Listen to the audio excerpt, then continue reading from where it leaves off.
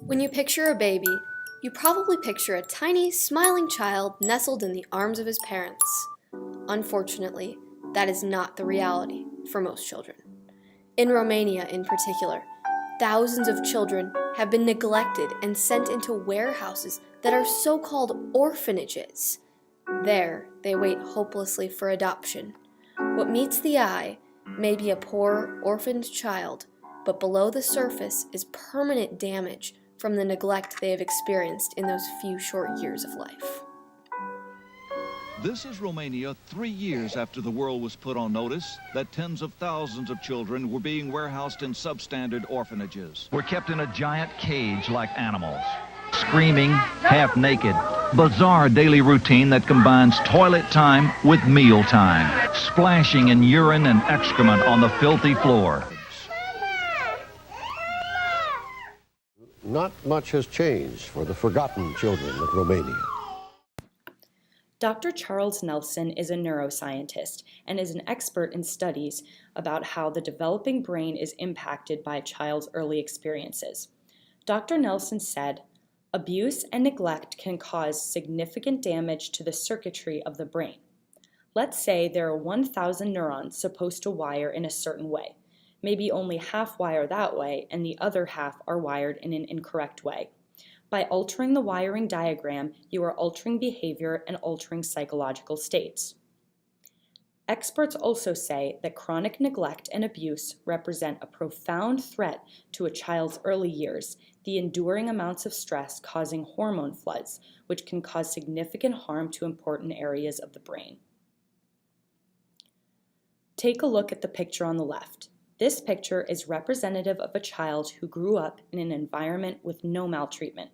As you can see, the neurons and axons wired in the healthy brain are abundant and firing off rapidly. The picture on the right represents a child who has been maltreated, and as you can see in the picture, the maltreated brain has much less axons and neurons and do not fire off nearly as efficiently as the healthy brain. This proves the terrible neurological impact improper treatment does to an infant's brain. My name is Mary Carrara Hay. I'm a psychotherapist, MSW, LCSW, both at University of Illinois. So typically the trust issues are the biggest ones with people who have attachment issues. So understanding the trauma, where it comes from, and even really looking at the prognosis based on the openness of the person and the willingness of the person to enter into what may need to happen for attachment to happen. So it's a really complicated thing. Because in life, whether it's having anxiety or depression or attachment issues, there's a bigger range of the norm that we need to accept, where people are functional.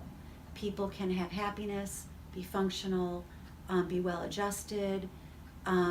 So that would be where I would say they could have successful relationships.